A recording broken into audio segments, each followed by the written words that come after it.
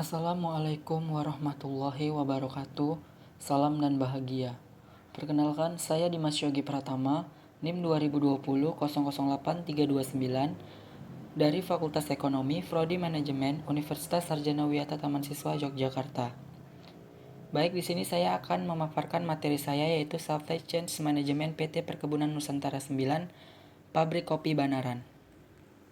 Profil perusahaan PT Perkebunan Nusantara 9 Persero Pabrik Kopi Banaran.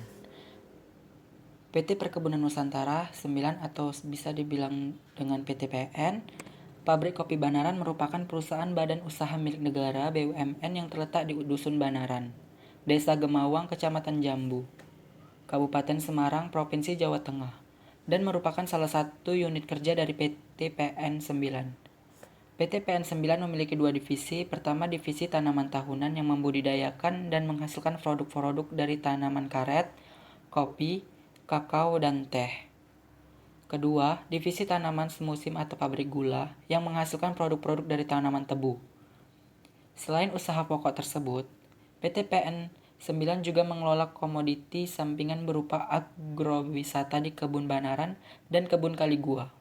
Agrowisata Kebun Banaran dilengkapi dengan coffee shop yang diberi nama Kampung Kopi Banaran. Salah satu dari divisi tanaman tahunan PT Perkebunan Nusantara 9 adalah Kebun Kopi Banaran yang didirikan sejak zaman penjajahan pemerintahan Belanda.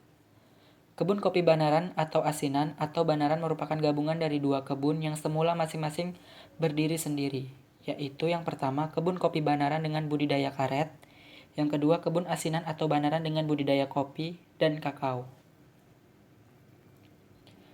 Nah, ini salah satu bentuk contoh biji kopi banaran yang sudah jadi, yang sudah dikemas. Visi dan misi perusahaan. Visi perusahaannya yaitu menjadi perusahaan agrobisnis yang berdaya saing tinggi dan tumbuh berkembang bersama mitra. Misi perusahaannya yaitu memproduksi dan memasarkan produk karet, teh, kopi, gula, dan tetes ke pasar domestik dan internasional secara profesional untuk menghasilkan pertumbuhan laba atau profit growth dan mendukung kelestarian lingkungan. Yang kedua, mengembangkan cakupan bisnis melalui diversifikasi usaha, yaitu produk hilir, wisata agro, dan usaha lainnya untuk mendukung kelestarian lingkungan. Yang ketiga, mengembangkan strategi dengan mitra usaha strategis dan masyarakat lingkungan untuk mewujudkan kesejahteraan bersama. Supply Chain Management atau disebut dengan manajemen rantai pasok, yaitu merupakan sebuah sistem terkoordinasi yang terdiri dari atas organisasi, sumber daya manusia, aktivitas, informasi, dan sumber-sumber daya lainnya yang terlibat secara bersama-sama dalam memindahkan suatu produk atau jasa baik dalam bentuk fisik maupun virtual dari suatu pemasok kepada pelanggan. Supply Chain Management sendiri terbagi menjadi 3 bagian. Yang pertama yaitu Upstream Supply Chains. Upstream supply chain yaitu bagian ini mencakup supplier dari organisasi atau dapat berupa perusahaan manufaktur atau assembling dan suppliernya yang di dalamnya telah terbina suatu hubungan atau relasi kerjasama. Yang kedua yaitu internal supply chains.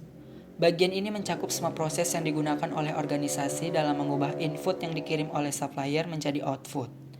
Mulai dari waktu material tersebut masuk pada perusahaan sampai pada produk tersebut didistribusikan keluar perusahaan tersebut. Yang ketiga yaitu downstream supply chains. Bagian ini mencakup semua proses yang terlibat dalam pengiriman produk pada customer akhir.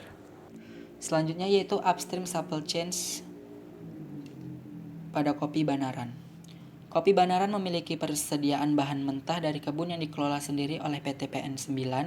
Bahan mentahnya yang awalnya berupa tanaman kopi yang dirawat hingga mendapatkan hasil panen.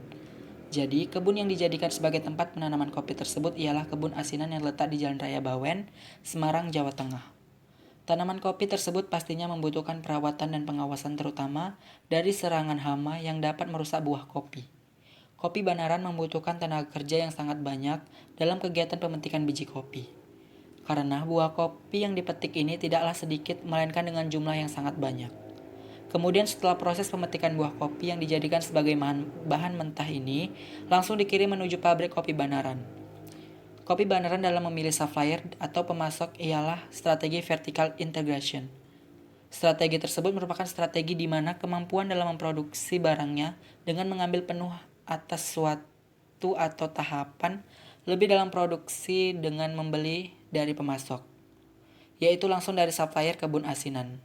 Jadi, Kopi Banaran mendapatkan buah kopi atau sebagai bahan mentah secara langsung dari kebun asinan untuk diproduksi selanjutnya. Di samping itu, Kopi Banaran selalu menjaga hubungan dengan supplier. Kopi Banaran selalu berkomunikasi dengan supplier agar kegiatan rantai pasokan dapat berjalan dengan baik dan lancar. Selanjutnya yaitu internal supply chains. Perusahaan Kopi Banaran memilih lokasi pabrik dekat dengan supplier. Karena jika buah kopi tersebut tidak langsung dikirim dalam waktu dekat, maka buah kopi tersebut akan mengalami penurunan kualitas.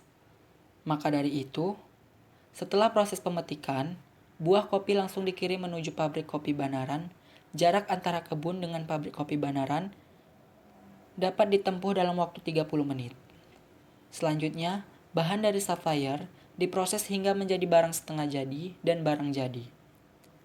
Karena buah kopi yang dipanen jumlahnya hingga puluhan ton, sehingga proses dibagi menjadi dua macam, yaitu Robusta wet process dan Robusta dry process. Robusta wet process yaitu merupakan proses basah di mana air merupakan komponen utama selama proses pengolahan. Pengolahan RWP melalui proses pengupasan kulit buah dan pencucian sehingga menghasilkan biji kopi yang bersih. Kelemahan pengolahan RWP adalah biaya yang cukup tinggi.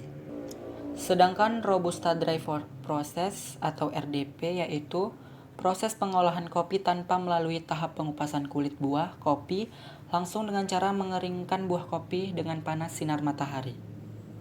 Pengolahan Robusta dry process ini memiliki kelemahan yaitu membutuhkan waktu yang lama dan tempat yang luas. Selanjutnya yaitu downstream supply chains. Kopi Banaran memasarkan produk-produknya ke toko retail.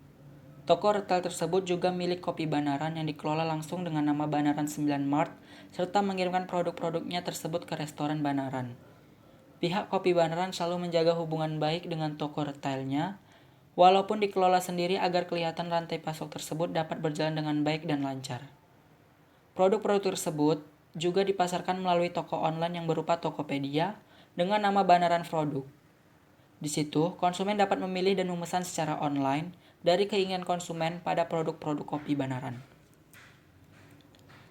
Baik, mungkin itu saja yang bisa dapat saya sampaikan. Lebih dan kurangnya saya mohon maaf. Assalamualaikum warahmatullahi wabarakatuh.